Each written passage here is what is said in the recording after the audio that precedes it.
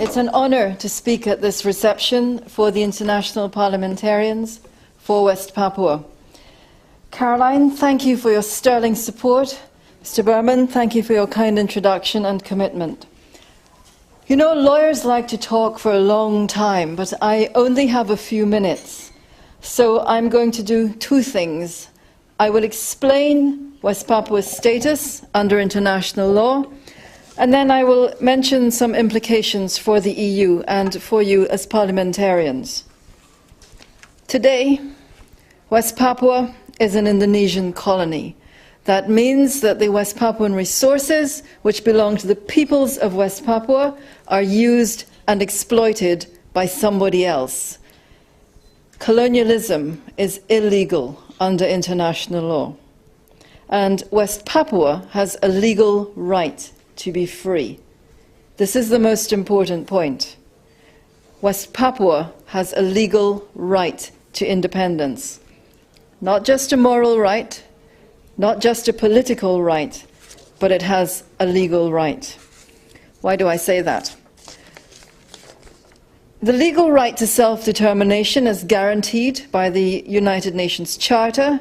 It's guaranteed under customary international law, and incidentally, in relation to West Papua, it was guaranteed in a treaty called the New York Agreement, which Indonesia signed with the Netherlands. Why do I say West Papua is a colony? Because Indonesia invaded and took over West Papua, just as Indonesia invaded and took over East Timor. But today, East Timor is free. West Papua is still controlled by Indonesia. The history is important. Indonesia did not exist until 1949. Indonesia was created from the rebellious territories in the Netherlands East Indies, and West Papua was not a part of that independence movement. West Papua chose to remain a Dutch colony. In fact, West Papua didn't want to join Indonesia. They weren't even asked. Muhammad Hatta, who was the first vice president, said, "The Papuans are too backward to be allowed to choose. We will take West Papua." And the Netherlands said, "No, you will not." In the 1950s, after Indonesia had joined the United Nations, Indonesia went to the UN General Assembly 3 times and said West Papua should be part of Indonesia, and 3 times the General Assembly said no. And in 1960, the UN General Assembly adopted something called the Declaration on the Granting of Independence to Colonial Countries and Peoples, and they recognized there that all colonial peoples have the right of self-determination.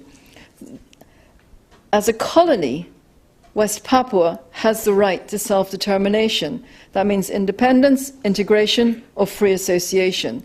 Actually, what West Papuans said they wanted was independence, and they had a legal right to independence.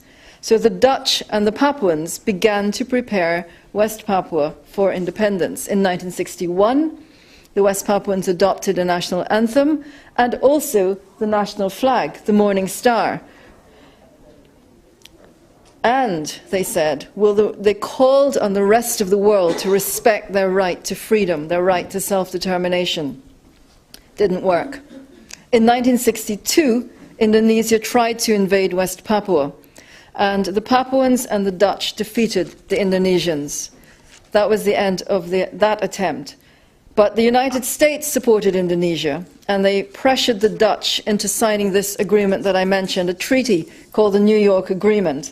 And that forced the Dutch to hand West Papua over to a United Nations temporary authority, who then handed it over to Indonesia. What did they hand over? They handed over administration. The Netherlands could not hand over sovereignty because sovereignty belongs to the Papuan people. The UN could not hand over sovereignty because sovereignty rests with the Papuan people.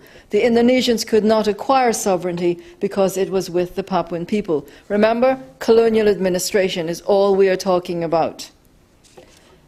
So West Papua was not part of Indonesia yet, and Indonesia recognized that West Papua had a right to self-determination. The New York Agreement said, Indonesia, you must hold an act of self-determination. And this was done, apparently, in 1969. In 1969, the Indonesians held what they said was the act of self-determination. They called it the act of free choice. West Papuans call it the act of no choice. Why? In 1969, there were 1 million Papuans. Self-determination means a free choice based on universal adult suffrage. Indonesia chose 1,022 Papuans, stuck them in rooms in 8 different locations, and forced them to say they wanted to be part of Indonesia. Literally forced them. In some cases, tribal chiefs left their families behind in the care of the government. In other places, the generals said, we will shoot anyone who does not agree with us. There was no vote. This is completely illegal. The act of free choice was a sham. It was a fake. It cannot give legal standing to Indonesia's presence in West Papua. It does not legalize Indonesian control of West Papua. So Indonesia's presence in West Papua remains colonial and illegal. And as I said, West Papua has a legal right to be free and independent. This is not a separatist movement. Sometimes it's characterized as a separatist movement. Sometimes it's described as secession. It is not. This is the right to self-determination held by colonial peoples. They are under illegal alien rule. What does this mean for the EU? The European Union is founded on the rule of law. So, if we believe in the rule of law, then EU policy should be consistent with international law. I'm not sure it is at the moment. The Indonesia-European Community Strategy Paper for 2007 to 2013 treats West Papua as a separatist conflict like Aceh, like the Moluccas. This isn't correct.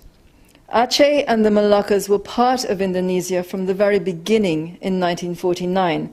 They are legally part of Indonesia, even though they don't like it. West Papua was annexed and colonized 20 years later.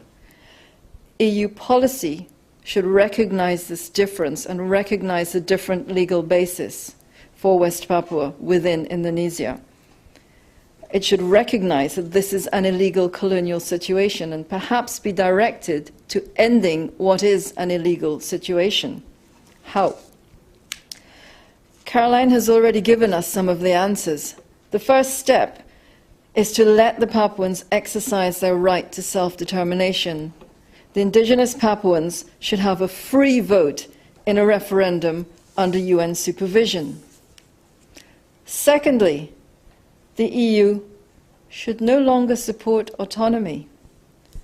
Autonomy is not self-determination, and it is futile to support it now. It's contrary to West Papua's legal right to self-determination. The only way to have peace in West Papua is to help the Papuans free themselves from alien rule. Thirdly, under international law, where the right to self-determination has been violated, a state is not supposed to recognize the illegal situation or give aid to the wrongdoer. That suggests that Indonesia should not support, that the European Union should not support Indonesia's presence in West Papua. That might mean reviewing current EU policy towards Indonesia and, if necessary, changing that policy to make it consistent with international law. The basis of international law is the preservation of peace. That's why we have international law. The European Union, you, are the only directly elected body in the European Union, this Parliament. We ask you, as parliamentarians, to uphold the rule of law for West Papua. Thank you.